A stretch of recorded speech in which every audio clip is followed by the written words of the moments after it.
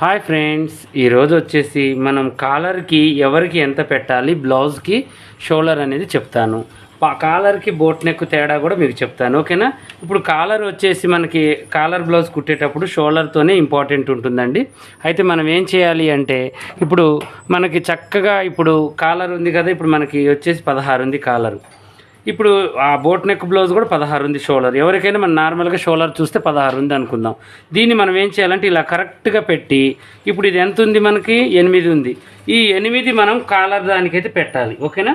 ఇప్పుడు 8 అయితే కరెక్ట్గా పెట్టాలి, ఖర్చు ఏం పెట్టొద్దు. ఎందుకంటే ఇక్కడ మనం కొంచెం ఇలా తీస్తాం, కాలర్ దానికి ఏం చేస్తామంటే 1 ఇంచ్ కొద్ది కిందికి తీస్తాం ఇక్కడ మెడ దగ్గర, అందువల్ల ఇలా తీయాలి.